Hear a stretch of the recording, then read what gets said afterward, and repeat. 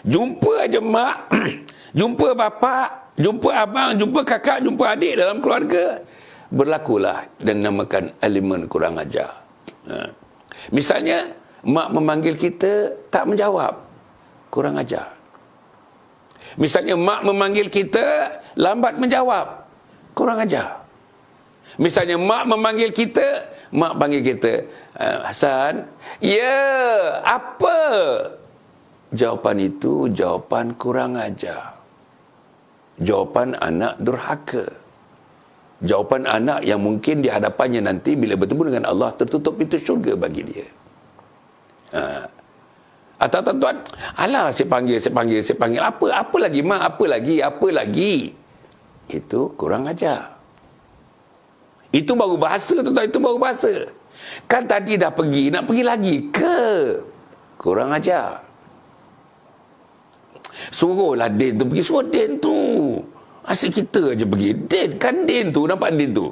Masih tidur lagi Din tu. Begitu cakap dengan mak, kurang ajar. Ada tak tuan-tuan anak-anak kita yang mempamerkan kata-kata yang sedemikian? Pasti ada. Pasti ada. Anak kita yang mak bercakap dengan dia menggiling kepala je, giling. Kurang ajar. Bercakap dengan mak tak pandang muka mak, kurang ajar. Bercakap dengan bayah tak pandang muka ayah, kurang ajar. Bercakap dengan ayah tapi tidak memandang matanya, tidak memandang perkataannya, tidak mengangguk-anggukkan, menandakan kita faham apa instruksinya, apa perintahnya, apa arahannya, kurang ajar. Saudara, kita pula memendekkan. Ayah masih nak bercakap lagi, mak dah bercakap lagi, kita nak caw dah tuan-tuan. Kita nak lari daripada dia. Kurang ajar. Besar lagi kurang ajarnya itu. Kita nampak menunjukkan memek muka yang kita tak redha dengan nasihatnya. Kurang ajar. Inilah yang berlaku hari-hari dalam hidup kita, tuan-tuan dan puan. Dan saya nak menyebutkan tuan-tuan, tentang kurang ajar ni, anak-anak yang kurang ajar ni, tuan-tuan dan puan, dia ada 3 kategori. 3 jenis. Pertama, tuan-tuan dan puan, kurang ajar dari segi perkataan. Macam saya sebutkan tadi. Kurang ajar dari segi perkataan. Satu hari berapa perkataan. Kita bercakap, tak nak bercakap dengan mak pun kurang ajar. Tak nak lapor kepada mak pun kurang ajar. Tak nak duduk sebelah mak dan bercerita dengan mak pun kurang ajar. Tuan-tuan dan puan, Jadi, yang pertama, kurang ajar dari segi perkataan, tutur bahasa. Yang kedua, dari segi perbuatan. Perkataan, perbuatan, dan yang ketiga ialah dalam hati, bisikan hati, lintasan hati.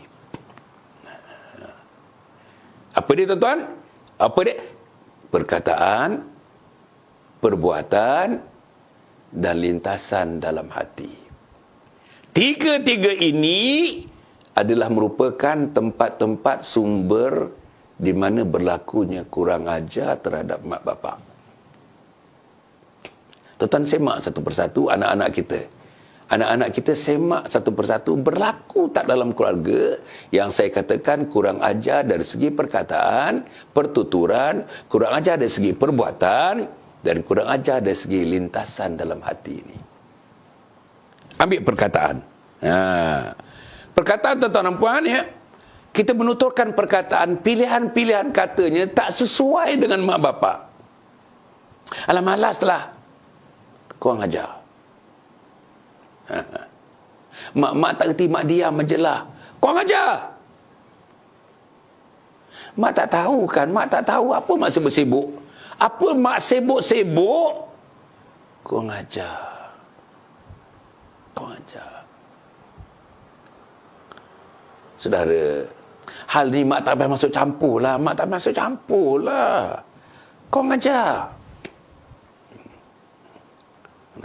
Mak asyik nak memenangkan kakak aja. Kurang ajar.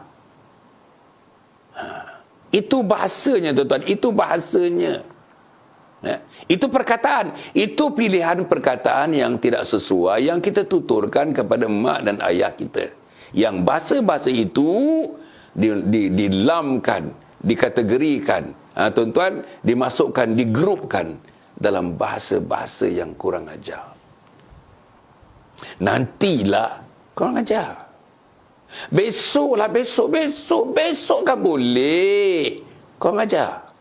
Besok boleh je tu pun tuan-tuan. Boleh je macam mengejek. Besok. Kan besok boleh. Mengejek boleh je tu. Boleh. Ada unsur mengejek. Ada unsur mempermudahkan. Ada unsur mengajuk. Ada unsur tidak redha. Tuan-tuan ya.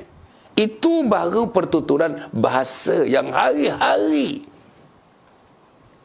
Cepat. Cepatlah. Mak tembe lah. Tembe artinya perlahan. Maklumlah, mak dah tua, umur 70, badan besar sikit. Tentulah pergerakannya tuan-tuan lambat sikit. Kita gunakan bahasa apa? Tembe no lah mak ni. Kurang ajar. Tu kasut tu. Terbalik kasut tu. Dah berpuluh tahun pakai kasut pun mak tak reti juga. Kurang ajar tuan-tuan, kurang ajar tuan-tuan, kurang ajar. Ini saya bagi contoh-contoh. Dan tuan-tuan, ambil contoh-contoh ini, tanya kepada anak, tanya kepada diri, berlaku tak dalam rumah kita? Kalau berlaku, kurang ajar tuan-tuan, kurang ajar. Budaya subculture kurang ajar. Ada dalam rumah kita. Berlegar dalam rumah kita. Okey. Nombor 2 dari segi bahasa ni, meninggi the tone of your voice, the tone ni tinggi rendah suara.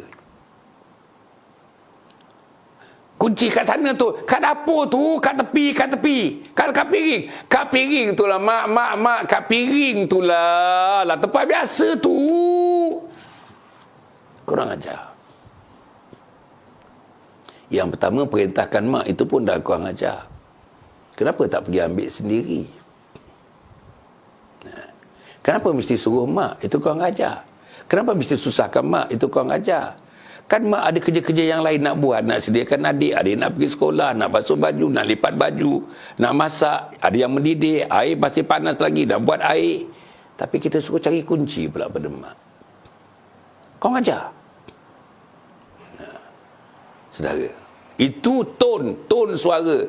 Tone suara kita, maknanya nada suara. Tak mau. Alah, tak nak lah.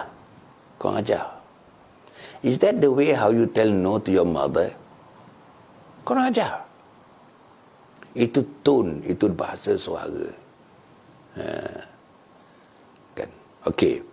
Tuan-tuan, nombor 3, bahasa-bahasa yang membentak.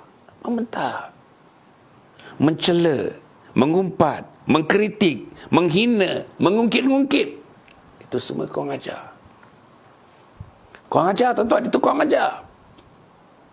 Itu dari segi bahasa, pertuturan, perkataan, ucapan, kalimat-kalimat yang keluar daripada mulut kita.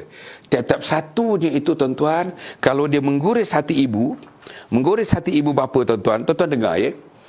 Hadis Nabi Muhammad SAW menyebutkan, tangisan kedua ibu bapa termasuk kedurhakaan yang sangat besar.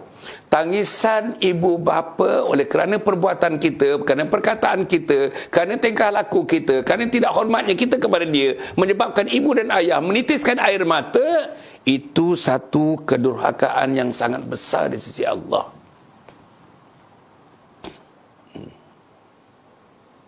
Do not make your mother, your father cry. Don't make them cry. Jangan bagi dia menangis kerana perbuatan kita. Tuan-tuan ya. Kemudian disebutkan tuan-tuan tadi dari segi perkataan. Saya nak ringkaskan. Yang kedua dari segi perbuatan. Perbuatan, kita tak layan mak bapak kita. Mak bapak duduk sorang-sorang termenung. Kita balik kerja dan ada masa, apa salahnya kita minum dengan dia? Tapi kita tak terpanggil pun, tak terlintas dalam kepala pun, kita balik kerja, nak rehat-rehat, nak minum-minum, air kopi dah disediakan. Isteri pula tuan-tuan, sediakan air kopi, kita balik dengan goreng pisang untuk kita aja. Ayah ada nun di sebelah tu, duduk menung-menung.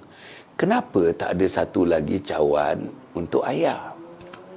Kenapa tak ada satu lagi tambahan, satu lagi dua kali ketul pisang untuk ayah, goreng pisang untuk ayah?